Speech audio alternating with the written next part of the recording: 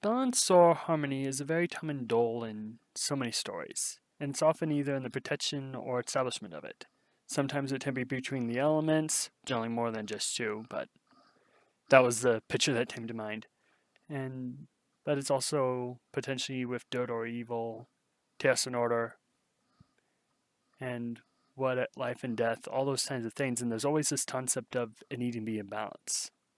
And the truth is that balance is also important to us in real life. Yet it's often that we're chasing it rather than actually achieving it. It's like we have this concept of a work life balance and so on that we want to achieve, but it's like, do we ever really feel that? Which is actually kind of an interesting thing that I was reading is that there's possibly an ability to not necessarily do the quantity, but maybe the quality is more of what we should be pursuing there. But the other thing to think of is that when it comes to balance, we're generally almost treating it as this either or scenario, or like we're trying to balance these two perspectives. And that's kind of the interesting thing about balance is that when we looked at these two scenarios that may seem diametrically opposed, there's often this third way that is almost like the better way or the way we should probably be thinking or achieving because like sometimes you have to actually be able to be understanding and reasonable, but sometimes you have to draw a line. Or there's time for order, but there's also time for fun, and so forth. Again, time for work and time for rest. You can't really go one way or the other, and it's all about finding the balance of that, finding the third way. Yet, there's one of these that kind of stand out as, can it really be balanced? And that's good or evil. Because then it's kind of a thing where there's always like these competing forces that need to stay in balance, thus the world that's overturned, like it will be overfilled with light or overfilled with darkness. And to be frank, I actually don't think good and evil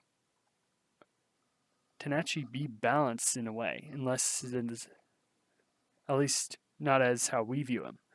And then order and chaos might have a better shot, because then we have these things with life, in that things can seem chaotic going which way in that. It's like a tree in a sense.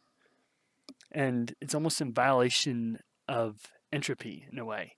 Growth is, because it's like from maybe a few cells, it becomes complex and orderly rather than descending to pure chaos, but there's still individuality and uniqueness to it. As a tree kind of grows in its own way, or a person takes on their unique traits, yet they still function in a way that can be quite amazing. It's like you just take the eyeballs of a human, or even the photosynthesis process in a plant. It's like an amazing process that is dependent on order to work. And so when that order is there, it's beautiful, but there's also a bit of chaos and the uniqueness that's expressed there. So that's why I think that has a better chance. But again, the idea that good and evil can be balanced is an interesting one. But I think it all comes down to perspective. As in, do we view good and evil as these equal but opposite forces that must coexist to balance each other? But there's kind of this thought I remember reading from C.S. Lewis, in that kind of makes me want to pose the question is that does good or evil define the other? And that's kind of the thing that can kind of throw things a bit of a curveball. In that I kind of agree with C.S. Lewis on this, in that evil is defined by good. It's like good is the natural state of things. It's like hate is defined as the absence of love, not just basically itself. And it's kind of like how we define evil is it the absence of good or the choosing of not good? And so it just kind of makes me think of a different way rather than just having this be this whole equal and opposite force. And so, if evil is defined by good, then good can actually exist without evil. And so it's just kind of a thing to really think about. And it kind of goes back, in a way, to that old story with the two wolves, and how it's all about which one you feed is the one that will grow stronger and overpower the other. And there's a lot of things to do that.